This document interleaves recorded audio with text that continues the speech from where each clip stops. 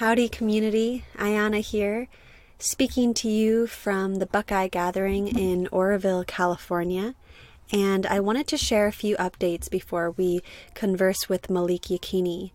First, if you're a musician and would like your music to be showcased on an episode, submit your music at forthewild.world.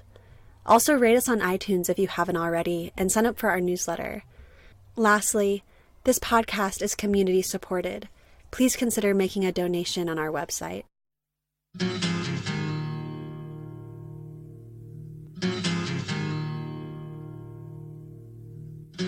The silence is broken by somebody crying, trying to be heard, never a word.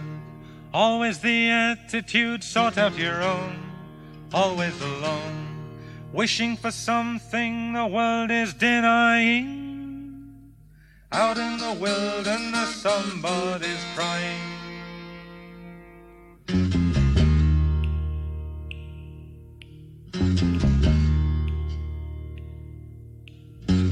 Somebody wishing for something to happen, wishing to tell, wishing to help. Someone was listening, someone who cared, never despaired. Someone to lean on and someone to trust, who needs your assistance and finds your disgust.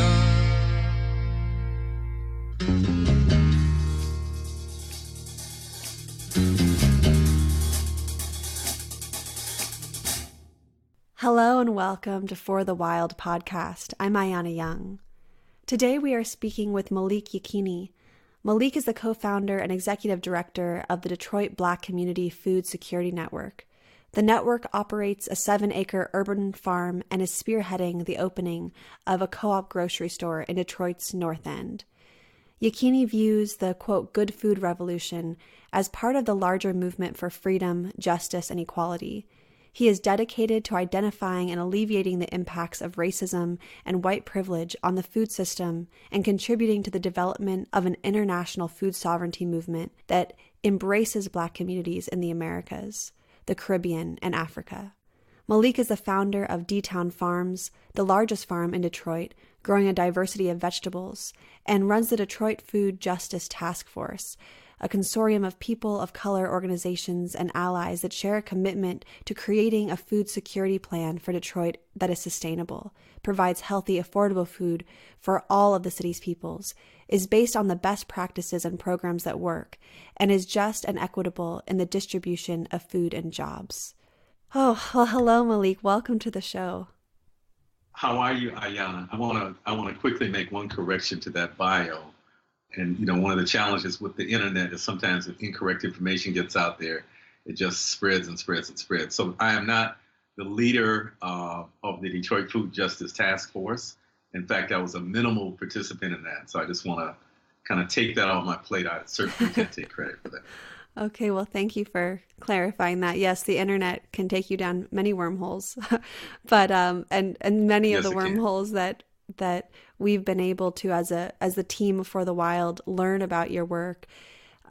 So many of us in this For the Wild collective began our work in actually growing food and education, and your steadfast vision for a food sovereign Detroit has greatly inspired us. So it's an honor to be speaking with you today. Thank you. It's an honor to be on the program. And it feels important for us to share with the audience some history and context about Detroit to understand the nature of your body of work and why so many of us have something to learn from this city. So I'm just going to read a few statistics. So Detroit is massive at 142 square miles. The sprawl of the city proper can hold the size of Boston, Manhattan, and San Francisco combined. The city grew during the economic boom of the motor industry, whose jobs attracted African Americans fleeing the South during the era of Reconstruction and the Great Migration. From 1920 to 1930, the Black population increased from under 6,000 to 120,000 as the city developed to be the fourth largest city in the country. The Great Migration laid the prerequisite structures for politicized and geographical racism in Detroit. The long-term consequences of housing policies, redlining, and lack of public transit, coupled with the continuing trend of white flight, has further entrenched segregation and inequality into the fabric of the city. It is the most segregated city in the country. more than 60% of residents live in neighborhoods dominated by their respective racial groups. In 1950, the population of Detroit was 1.9 million. Now it is less than half of that, with more than 39% of people living below the poverty line. While the black poverty rate is 33.3%, the white poverty rate is 11.4%. 40% of the population does not have a car, making access to work and food in such a sprawled city difficult. And Wayne County, which houses Detroit, is the most food insecure county in Michigan. Half of the city lives in food apartheid, requiring a drive 2 times longer than the average American to access fresh food. So, those statistics read pretty grim, but of course these numbers only paint a limited picture. And I know that there are also an abundance of exciting and regenerative things happening in Detroit right now. So I'd love to ask if you could paint us a picture of Detroit today and how you are seeing the city through these statistics and beyond. Sure. Well, all of those things that you read are absolutely accurate. But as you noted, that's only part of the picture. In fact, there's a lot of people who come to Detroit to document what's happening. And we sometimes call the photographs that they end up shooting and publicizing around the world ruin porn, because they really find the worst parts of the Detroit story and kind of publicize that. So many people around the world think that Detroit is just this barren wasteland full of crime and wild dogs running through the streets. So the statistics you read were accurate. We have a tremendous rate of poverty in the city. Like you said, about 40% of the population lives below the federal poverty line. Because Detroit was known as the Motor City, public transportation never developed in a robust way. And as you mentioned, about 40% of Detroiters don't own automobiles, making it extremely difficult to get to locations that are selling high quality food. And also, as you mentioned, making it difficult to get to the jobs, which are largely concentrated outside of the city. And whenever there's poverty, there's typically, kind of crime that accompanies it. So we have lots of crime in the city of Detroit. There's lots of drug abuse in the city of Detroit. The city was flooded with crack cocaine in the late 1980s, and we continue to have a huge problem with crack as well as with heroin. So all those things are true about the city of Detroit. And simultaneously, we have neighborhoods that are very stable neighborhoods. We have people who are very resilient. We have an ongoing art scene in the city of Detroit that, contrary to popular belief, didn't just begin when the newly arrived Detroiters came and took up residence in various lofts in the city of Detroit. But there's been this thriving art scene, both art and music, for decades in the city of Detroit. And there's many people thinking about how we kind of reimagine Detroit, given the severity of the challenges that we're faced with. There's a lot of very deep thinking and organizing and planning going around how we remake the city, how we remake our neighborhoods, and how we have more self-reliance and less dependent upon these large, fragile systems. So one of the most hopeful aspects of that rethinking about Detroit is what is commonly called the urban agricultural movement. One of the things about Detroit that perhaps distinguishes it from many other cities is, as you mentioned, the size of the city. As is often quoted, Boston, San Francisco, Manhattan can fit inside of the city of Detroit. But about a third of that 140 or so square miles is vacant land. And so we have the opportunity in Detroit to do urban agriculture on a scale that just doesn't exist in other places. And so there's been a number of efforts in Detroit to really rethink how we use urban land, to rethink how we begin to supply more of our food and create the kind of infrastructure that's necessary, vibrant local food system. But there's also efforts to rethink schooling and education.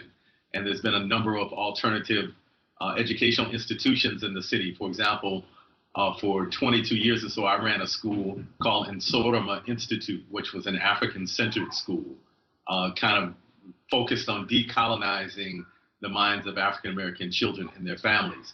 There's another school that was started by the Boggs Center named after the great activist couple, James and Grace Lee Boggs. And that school kind of has an alternative philosophy to the rampant capitalist ideology that seems to be dominating the public discourse. There's also an interesting effort called Detroit Freedom Schools, which is modeled after the freedom schools that existed in the South during the civil rights era, where there's a number of churches and community centers that are housing Saturday schools where young people are coming to not only learn the basic academics, but also to be more rooted and grounded in their own history and culture. So both things are happening simultaneously. All of the negative things that were embodied in the statistics you read are happening. That is a reality. And we have this other reality where people are really thinking about how we transform our conditions. And as we engage in this work of transforming our conditions, we're acutely aware that in many ways the eyes of the country and the eyes of the world are on Detroit. Detroit is perhaps the canary in the coal mine, and the precursor. What is happening in Detroit perhaps is the precursor to what will happen in other areas around the world as the industrial base continues to die, and we see areas with less concentrated populations begin to develop. So many people are interested in what Detroiters are doing to respond to this crisis that we're in. So we're acutely aware that as we're working to transform our own reality, that we're also creating an example that is informing the struggles of people throughout the world. Wow, that was so powerfully said. I could almost see the future as you were talking about how Detroit is an example for what will inevitably happen in other areas as we're dealing with so much in this changing world. And it's really exciting and important to, of course, know these harsh realities, these statistics, the things that are disruptive and destructive, but to also have the other end of that spectrum showing that people are resilient and sharing the stories of these leaders and these organizations, these groups, these communities that against these incredible odds are creating a way of being with each other and in this space that all of us can learn from globally, as we know that so many communities will be facing the other end of industrialization. And in your 2015 Bioneers talk, you said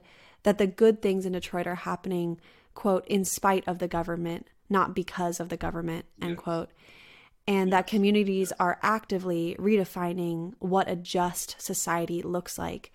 And you've just mentioned a few of the other projects, but I'd really love to hear about your various projects, and which definitely fit that bill of redefining what a just society looks like. So I'd love to hear more about the Detroit Black Community Food Security Network, the D-Town Farm, and the up-and-coming Detroit People's Food Co-op, and really anything else that you're a part of, which I know you're part of so much. Sure. So the Detroit Black Community Food Security Network was founded in 2006, and we had several goals from the very beginning. One was to help create a policy environment in the city of Detroit that enabled the residents to create a food system that really benefited us. And so we wanted to influence city policy. And so one of the first things we did actually was wrote a food security policy for the city of Detroit, which we somehow were able to get unanimously passed in 2008. That policy called for the creation of the Detroit Food Policy Council, which we also stewarded into existence, and I chaired for its first 2 years. That body continues to exist. It stands on its own two legs. It's not a part of the Detroit Black Community Food Security Network, even though we were the primary organization that gave birth to it. So in a sense, it was like a gift to the people of the city of Detroit. And it now has its own office, its own board, its own funding sources, and continues to function around questions related to food access, access to land for urban agriculture, the water rates that farmers are charged, and other issues that are necessary to be addressed in order to have this vibrant, localized food system that we envision. So that was one of the first things we did. We also were very much interested in urban agriculture, and so we started in 2006 doing small-scale farming at a location on the east side of Detroit, and eventually, after a couple of years and a couple of locations, wound up in our current location, which is in a city-owned park. In fact, the largest park in the city of Detroit, called Rouge Park. And so we have a 7-acre farm in Rouge Park, and we have a license agreement with the city of Detroit to operate this model organic farm. Now, 7 acres to a rural farmer doesn't sound large at all. In fact, sometimes rural farmers laugh when I tell them we have a 7-acre farm. But for an urban farm, 7 acres is pretty large. And it is the largest contiguous use of land for farming in the city of Detroit. So that's our largest and most labor-intense project at this point. At D-Town Farm last year, we grew 38 different fruits, vegetables, and herbs that we sell both at the farm on Saturday and Sunday mornings, and also we sell at various farmers markets throughout the city of Detroit. And we have a few wholesale customers that we sell to as well. We also, probably more important than the tonnage of produce that we're producing, is the development of a consciousness around producing our own food and also training people with the skills that are necessary to do farming in an urban environment. So every year we have an internship where we're training a cohort of new farmers, and many of those people that have gone through our internship program have gone on to create other community gardens or backyard gardens or small-scale farms. And so really what we're trying to do is be a catalyst for the movement, not really hold all the work within our portfolio per se, but to train and inspire others who will then go out into their neighborhoods and do similar projects, even if they're not on the same scale that we're operating on. Also, at D-Town Farm, we do large-scale composting. We have an agreement with another nonprofit, which is called Forgotten Harvest, and they're a food rescue operation. They rescue food from grocery stores, some of which is still fit to be consumed by human beings, that they donate to food banks, and they give food away at various parking lots in the city of Detroit. The food that is beyond human consumption often ends up at our farm and becomes part of the source of our compost operation. So we might get a delivery of 10,000 pounds of rotten collard greens or corn or tomatoes. And those that food waste is very high in nitrogen. Compost is basically composed of two elements, carbon and nitrogen. So the food waste is our source of nitrogen. We have an agreement with the Wayne County Forestry Department, and they provide us with wood chips, which provides carbon for our compost piles. So we make rolls that are about 50 feet long and about 8 feet tall, where we alternatively stack the layers of wood chips and food waste. And really what we're doing is creating the ideal environment for microbial growth. And those microbes really break that food waste and wood chips down. And we turn it with our tractor every 3 or 4 weeks, keep the piles hydrated. Then after about 7 months, we have finished compost, which is the primary input that we use to keep our soil fertile at D-Town Farm. We also have a 8 kilowatt off-grid solar power station that we installed in the fall of 2015. And what we did is purchased a 40-foot shipping container, and we had 10 solar panels that had been donated to us. We were able to get the local utility company to work with us, to partner with us to make the racks to mount the solar panels on top of the shipping container. They put a catwalk on top of the shipping container so that we can service the panels if needed. They helped with the wiring and with the installation of the lithium batteries on the inside of the shipping container. And so that's now our only source of electricity on the farm. Interestingly, that project was headed by a young man named Ali, who was formerly a student at the school that I ran, that I mentioned, Consortium Institute. So he went on, after graduating from the 8th grade in our school, to get 2 degrees in mechanical engineering. And he came back to the community, as we often instruct our youth to do, with his skill set, and spearheaded this project and made it happen.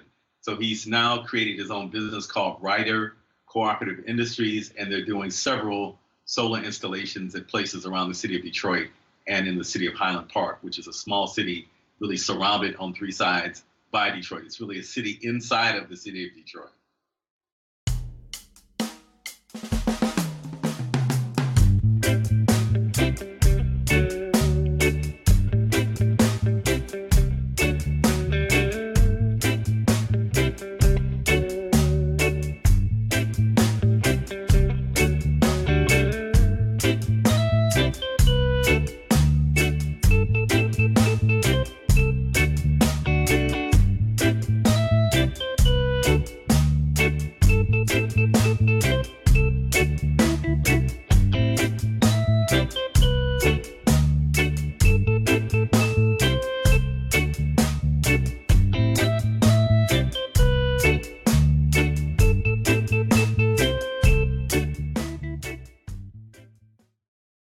also do lots and lots of agritourism at D-Town Farm.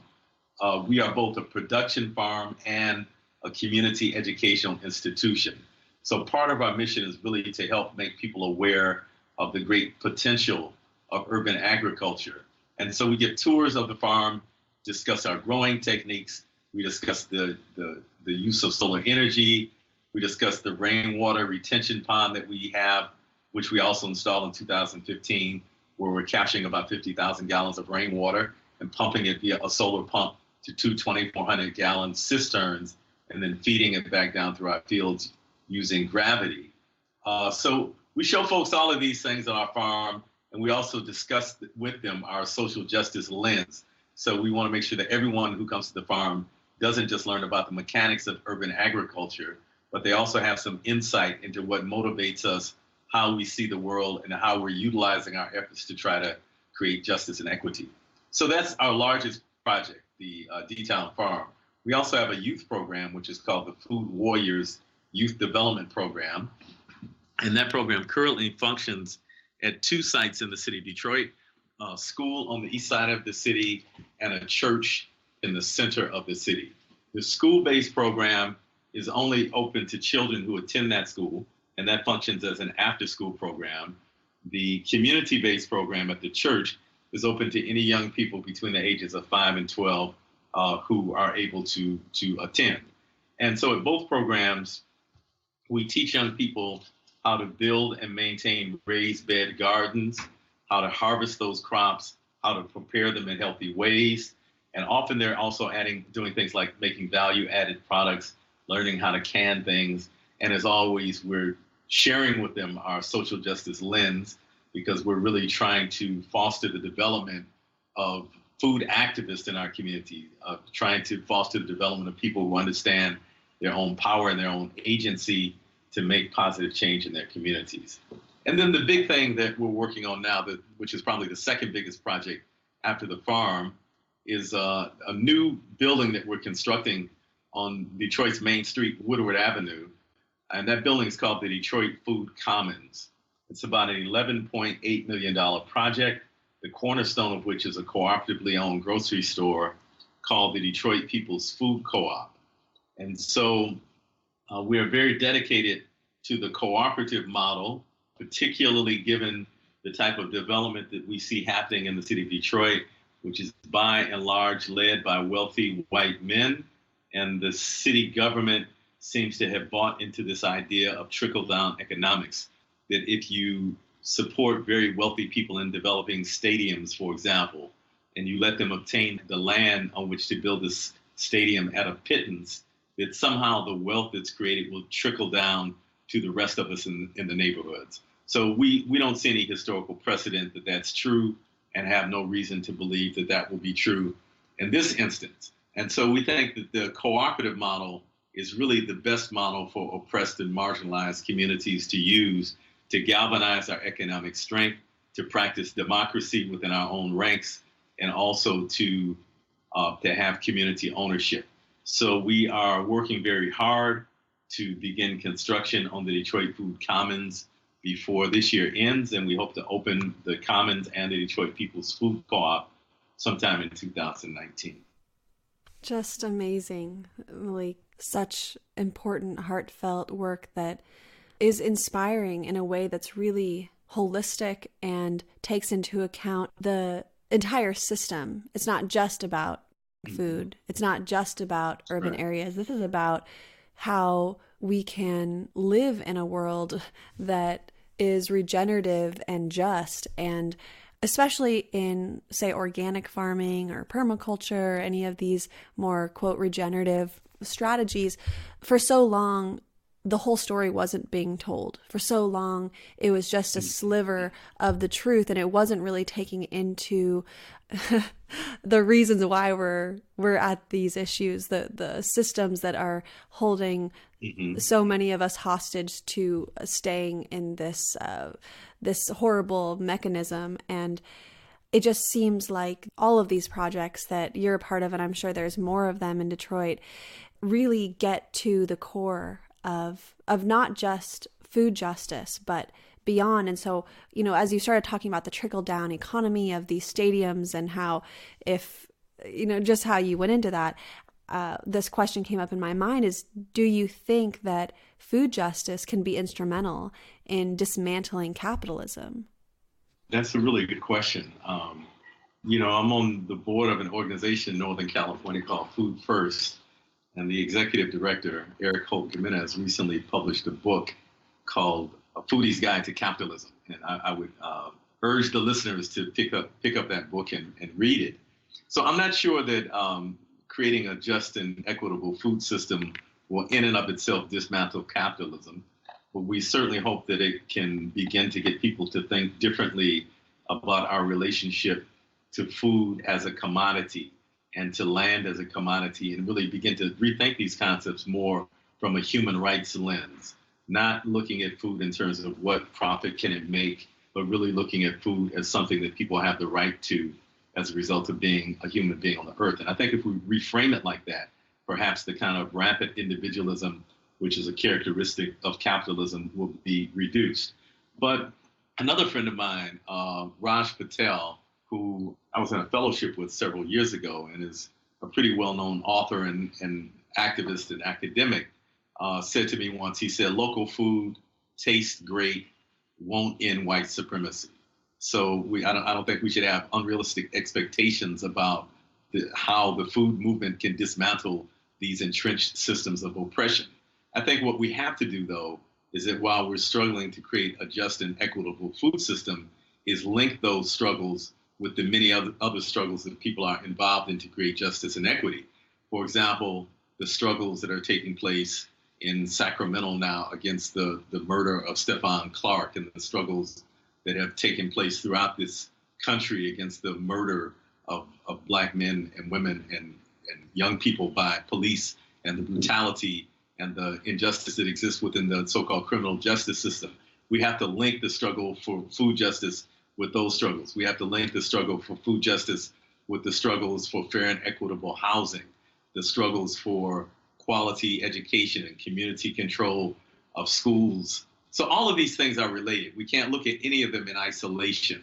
And so I'm not sure that just changing the food system in and of itself will contribute significantly to dismantling capitalism. But I think if we link those struggles to the many other struggles that people are involved in, and people begin to see the root causes of oppression as it manifests in all of these systems, that perhaps we can galvanize the kind of movement that will be needed to dismantle capitalism and replace it with a system that is more fair and equitable. Word of resurgence and economic rise in Detroit is definitely circling right now. Yet we know that gentrification fuels many of these changes. So I wonder if you could help us better understand the ways that urban agriculture and gentrification are connected. Well, unfortunately, urban agriculture often helps to gentrify areas. And I'll give you a specific example. There was a garden in Detroit for many years. It was called the Birdtown Garden. And it was in an area that was known as the Cass Corridor. Cass Corridor was known for being a place where there were lots of homeless people, there were lots of drug addicts, lots of alcoholics, lots of crime. In the last 10 or 15 years, the Cass Corridor has been renamed Midtown, and there's been a tremendous amount of capital which has been poured into that area. So we have many now high-end restaurants in the area, and condos and housing for university students for Wayne State University, which is nearby. But there was a major struggle maybe 6 or 7 years ago around this Birdtown Garden, which had existed in the Cass Corridor for many years. So as a result, in many ways, of the garden being there, it began to attract people to the area. Typically, community gardens begin to be an oasis where people see, in the midst of devastation, they see some bright spots. And so because of this bright spot that the garden had created, a business opened up next door, which was a canine care business, a doggy care business. And over time, the doggy care business began to do very well and wanted to expand. And so they wanted the land that the garden was operating out of. The land was owned by the city. There was a huge struggle between the gardeners and their supporters and between the business owner who wanted the land. Ultimately, the business owner prevailed and was able to get that land and the farm shut down. But this is an example of how, in some ways, the Birdtown Garden was a victim of its own success. The fact that it was this bright spot in the midst of devastation drew this business to the area, then ultimately that business consumed the space that the garden was operating within. And so we have that danger of happening whenever we create community gardens. But I think the thing is for us to do it in a thoughtful way, which minimizes the possibilities of gentrification, which minimizes the displacement of people in those neighborhoods, and really maximizes the engagement of people in those neighborhoods so that they see themselves as having a vested interest in protecting not only those gardens, but also the other kind of community assets. This is such a big topic to scale, the gentrification dilemma. And kind of from what I'm picking up from you is really when people move into neighborhoods, say that have had urban farms or are close to green spaces, mainly people of privilege, white people coming in to these spaces that have been tended for a very long time. A lot of times is it that these people are coming in and not really integrating into the community or showing up in a way that is with integrity. So I guess I'm wondering if and how we can transform gentrification into integration, or what are the other solutions? What are other ways to, because ultimately there are so many shifts happening. And I guess I'm just looking at this puzzle and going, well, what are the best ways forward, knowing that change is inevitable, whether you're in a city or even, in a rural community. I've been in so many wilderness areas or very, very rural communities, and I come back in a couple years and I'm shocked. I'm like, oh my gosh, this place, had one little coffee shop, gas station, and now there's 10 car lots, or now there's this, that, and the other. Now there's suburbs popping all over the place. It's really incredible to see the rapid development right now. And so, I just sit with this question a lot, and I'd love to dive in deeper with you. Yeah, so it is very complex, and there's no manual on how to do this correctly. So I think we're all kind of figuring this out as we go.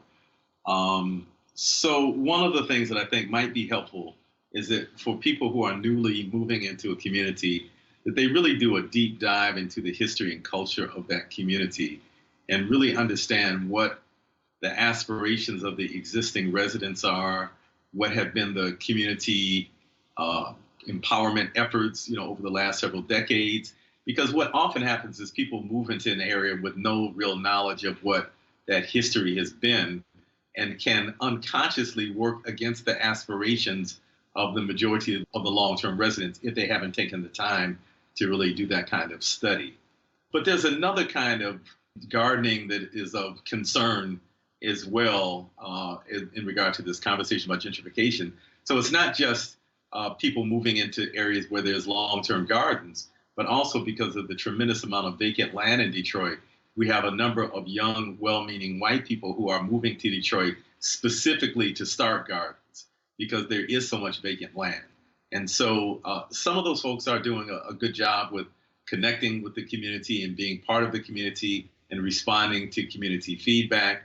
Others, not so much. And so there's some that have really, in many ways, alienated themselves from the community that they're operating within and are the source of lots of resentment in some neighborhoods. So I just wanted to kind of point that out as well.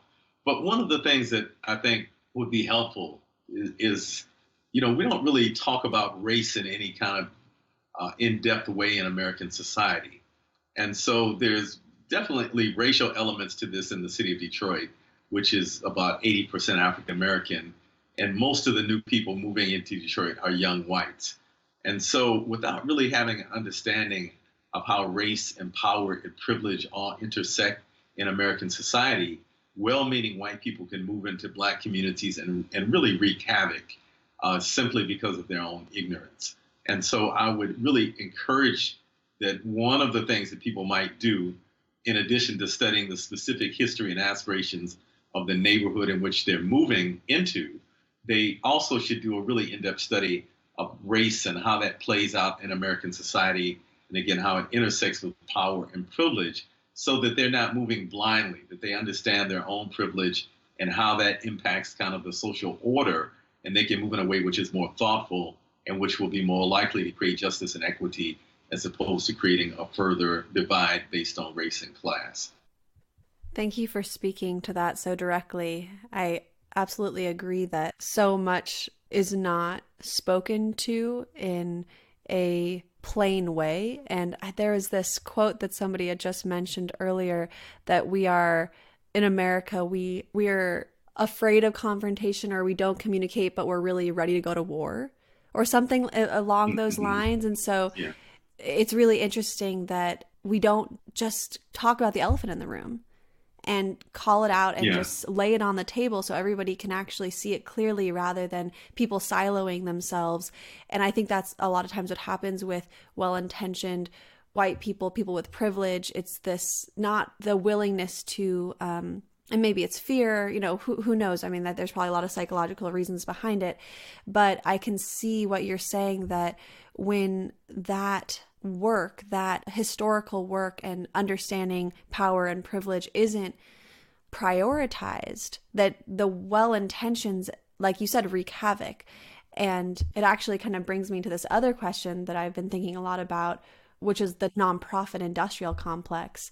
And urban agriculture is surely a place where philanthropy and neocolonialism rears its ugly head. And all too often, these well-funded, many times white-led organizations carry this savior mentality. So this is kind of the flip side of maybe what we were talking about. And then it's undermining and disregarding the self-determined grassroots solutions of the communities that they roll into. So I'm curious to hear your thoughts on this dynamic, and how, instead of extending historical disparities around power, such organizations that can actually leverage their privilege to work to shift power structures towards a dismantling of racism and so on. Yeah, I think you really hit the nail on the head. So one of the reasons our organization started in 2006 is because at that point, all of the organizations leading what was being called food security work or urban gardening or food justice work in the city of Detroit were white-led nonprofits. And again, they had good intentions. And that's what really makes this thing so complex, because for the most part, white people who are participating in the gentrification of places, or who are ending up dominating the public discourse, they're not, for the most part, doing it intentionally. They're doing it because they're functioning within a paradigm that they were kind of raised within, and they're doing what they know. And so that's what makes it so complex, because it's not, for the most part, evil intentions, right? So what we saw in the city of Detroit, again, prior to our founding, was in a city that's at least 80% African-American, the entire food movement being dominated by white-led nonprofits. And so we pushed back heavily against that when we were founded in 2006, and we were very vocal about it, both to people doing the work, to community members, and also to a number of the foundations. And so we've seen some shifts since that time. We've seen some of those white-led nonprofits make shifts in their staffing and even in the board membership, so that they're more reflective of the community that they're operating within. We've seen some shifts in funding, and I don't want to say our organization can take sole credit for that, because we were, one of many groups that have been engaged in the struggle for justice and equity. But the Kellogg Foundation, for example, in the last 10 years or so, declared themselves to be an anti-racist organization, and they put a racial equity lens on their grant giving and require their grantees to operate through a racial equity lens. And there's some training that goes along with that. And so we think those are kind of hopeful steps that, foundations need to think more critically about who they're giving money to, and making sure that they're giving money in a way that's promoting community self-determination as opposed to white saviorism. So I can say, for one, the Kellogg Foundation has moved in a way which has been much more thoughtful, and I think in some ways is creating an example for other foundations. And that's not to say that they don't have continued room for growth as well, but I think they're certainly on the right path in terms of their justice and equity lens. So, we, of course, think it's very important that people and communities lead themselves, and particularly for those communities that have been marginalized and oppressed, such as the African-American community or the Latinx communities, that those communities already have assets and leadership within them. And it's critical that we recognize and identify those assets and those leaders, and that we build upon that instead of assuming that we're moving into an area that has severe deficiencies and that white people should come in and save the people in these communities from the conditions that they're faced. So just, recognizing that, there's this very rich humanity in communities that have been oppressed, and that we need to acknowledge and lift up that leadership and really follow the lead of that leadership, I think, is the key to creating community self-determination. Another Black Star Power Movement collaboration.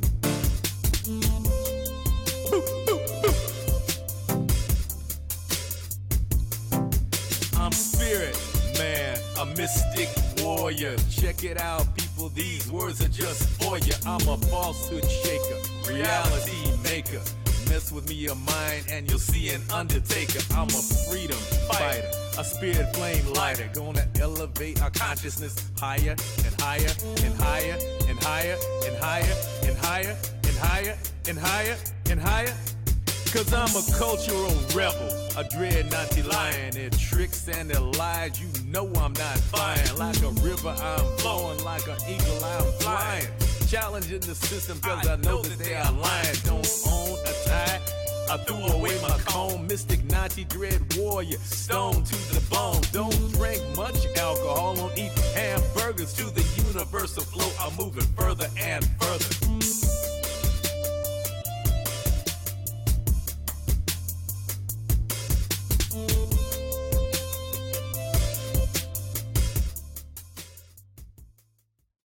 Well, recently I spoke to Leah Penniman of Soulfire Farm about many dimensions of the land access scenario for Black and Latinx farmers.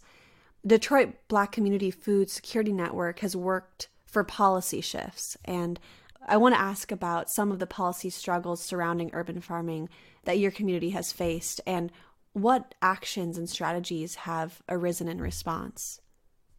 So one of the huge struggles we had in, I think it was 2014, was against a proposal by this wealthy Detroiter named John Hantz, Hantz.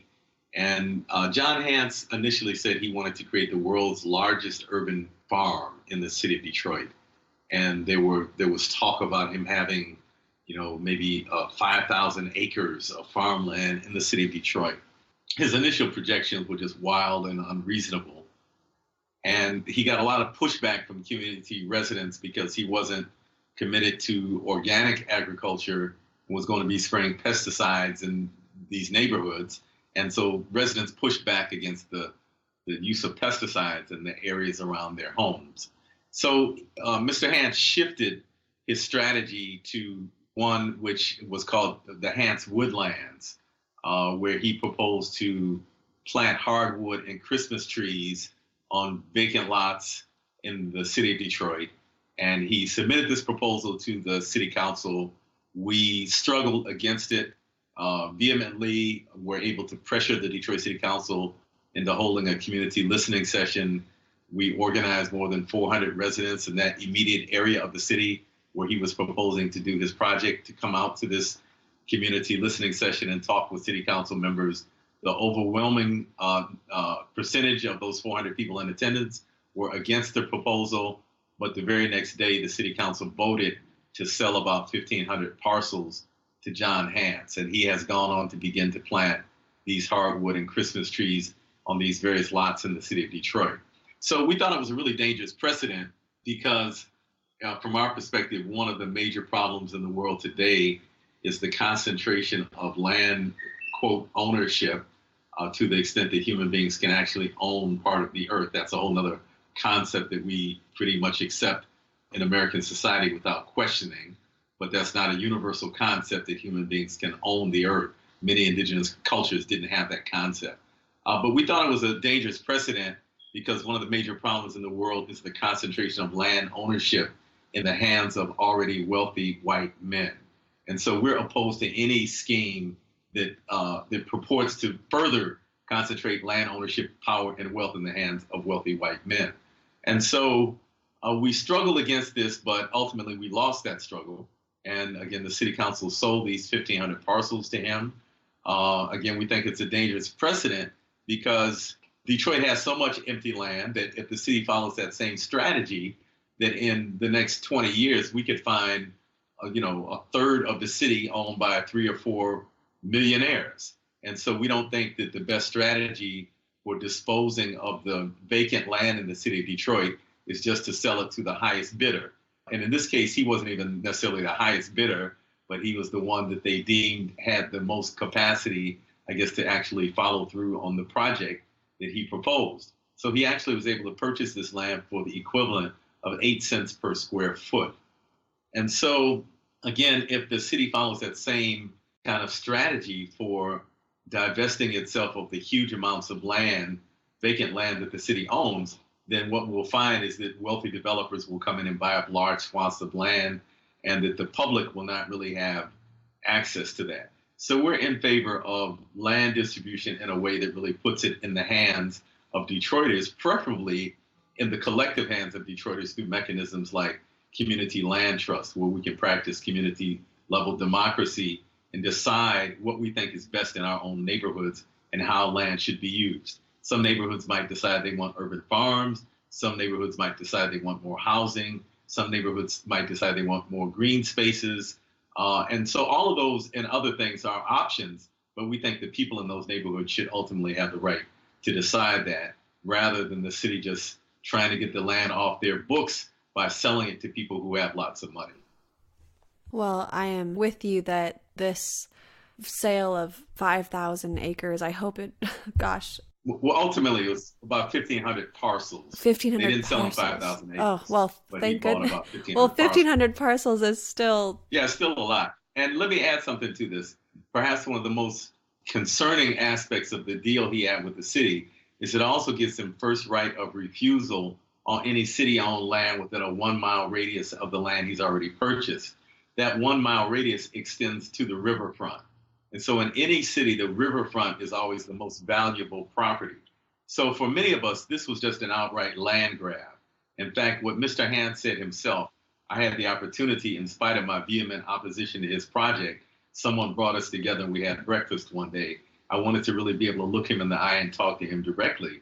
And he told me directly that what he was trying to do was to drive the value of land up. He said that because there's so much vacant land in the city of Detroit, it doesn't have much value. But if you begin to take it off the market and create scarcity, that it drives the value of the land up. So he said clearly that's what he's trying to do. He also told me that for him, this is a legacy project because these trees that he's planting now won't be harvested for 40 years. So this will be wealth that he'll be passing on to his daughter. Wow. This is such an intense example of neocolonialism, imperialism, just keeping the wealth with the 1%. I mean, it's really insane to see this land grab, modern day land grabs over and over and over again throughout history, and just continuing to see this pattern. And I'm so grateful to you and all the people who fought against this and stood up and are talking about this. People need to, this is huge. The people need to understand that these land grabs are happening and how destructive it is for people who actually live in these spaces, and how the people who live there need to be the leaders of what they actually need for their communities. And that's a really, really important thing. Thank you so much for sharing that with us. I want to, I want to talk about youth now. And I know that the state of the education system in Detroit is dramatic, and it's so connected to food apartheid, state violence, and the prison industrial complex. The systemic machine of America is designed to shatter Black youth. And you're a beacon of light in your community, and youth look to you for guidance. And so I'd love to hear from you, how do you see youth responding to your vision of self-determination? whether that's through the food justice lens or any of the other things that you've talked about in this interview or beyond? Well, first of all, with younger youth, elementary school, usually the idea of gardening is something that really resonates with them. They like doing things where they can put their hands in the soil. They like to see the process of planting a seed and actually pulling a carrot up some months later. So with younger people, they're not very resistant. That's been our experience. But once they start to get to middle school and high school, some things begin to kick in. And so in American society, agriculture is not seen as being sexy. It's not seen as being something that people should aspire to. In fact, I would venture to say that very few parents, as their children are growing up, say to their child, Johnny or Rebecca, I want you to grow up and be a farmer.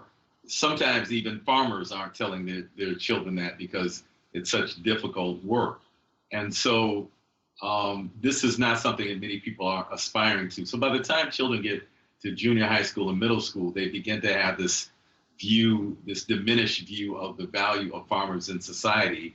And then also there's this phenomenon that is kind of a global phenomenon where rural life is seen as somehow more backwards and less sophisticated than urban life. And so even in an urban area, when you bring these kind of what are traditionally considered rural aspects into the urban area, people still see this as being somehow beneath them. In many cases, there's some class implications. There's people who move to Detroit from the South to not only get away from the rampant racism of the South, but in some ways to get away from the backbreaking work of farming. And so there's some class implications where people feel that, somehow living in a city in a brick house, working a 9-to-5 job is of a higher stature than agricultural work. So these notions begin to slip into the consciousness of young people as they get in middle school and high school, and they become more resistant to the work, I've found. Now, one of the things that can break down that resistance, in my experience, is that if young people can see directly a way to make money doing it, if they can see a way to translate the carrots they've grown into some dollars that go into their pockets, instantly this work begins to make more sense. In fact, quoting a rapper from out in your area, I think he said something like, if it don't make dollars, it don't make sense. And so for many young people, that's what they're driven by. And we find that can be a motivating factor for young people. So we have this other problem, though, that's largely unique, not exclusively unique, but largely unique to African American communities. And that is that because of our history of having been enslaved and serving as sharecroppers and tenant farmers, many Black people associate agriculture work with those systems that exploited our labor in order to make some white people wealthy. And so part of our work as an organization is to reframe agricultural work so that people see it as an act of self-determination, not an act where our labor is being exploited. That's a barrier we have to overcome. And almost every time we have young people come out to our farm to work, within the first half an hour, we're going to hear some reference to slavery. In fact, just a week ago, Sunday, we had some students from the University of Michigan who came out to our farm. And it was a mixed race group, and there was one African-American young lady, and she said to me within about a half an hour of being there, "You got me back on the plantation." And so this is a serious problem that we have to overcome, and we try to overcome this by reframing the work as a way to build our communities and exert our sovereignty as opposed to a way to exploit our labor to make others wealthy. Well, to wrap up this incredible conversation that I feel like is just the seed of these topics to really water and nurture and learn more about, I was looking up the etymology of apocalypse, and it said that it was to uncover or reveal. And if we want to learn what surviving is like when society collapses, what can we gather from lessons of Detroit as a place of collapse and revival? Well, so first of all, Detroit hasn't completely collapsed. I mean, there's been some level of collapse, but I want to push back against this narrative that people often have of it just being this barren wasteland. It's not that. But certainly there has been a decline in many of the systems that provide services to people. So I think the main lesson is that in unity, people can prevail. And that what is most important is the human capital, if you want to use that term, our own life force and energy and creativity that we bring to bear is really the primary factor in moving human history forward. Not the amount of money people have, not the material wealth that they have, but really their human spirits. And so I think that's really the lesson that people can learn from the city of Detroit, that in spite of the devastation that we've experienced, our spirits are still strong and resilient, and we're still working together to try to figure our way out of this very devastating situation. Oh, goodness. Well, thank you so much, Malik, for spending this hour with us. And thank you. I wonder if before we end, I might share our contact information. People can contact us on the internet at www.detroitblackfoodsecurity.org. Again, that's www.detroitblackfoodsecurity.org. Or they can call our office at area code 313-345-3663. We encourage all forms of support. If they go to our website and they decide they want to donate to the work that we're doing, there's a button that will allow them to do that. And if they just want to call us and just kind of give us their moral support, we appreciate that as well. Well, thank you so much. And all of us here at For the Wild are so supportive of this work, of your work, of so many of the people that you work with. And I think for some of us who are listening who this is a new topic, or for those of us who are listening that have been engaged in this work for a long time, speaking with somebody like yourself who has dedicated themselves so intensely is a real honor. So thank you from all of us here. Thank you, Ayanna. Appreciate it greatly. We're honored to be able to share our work with you.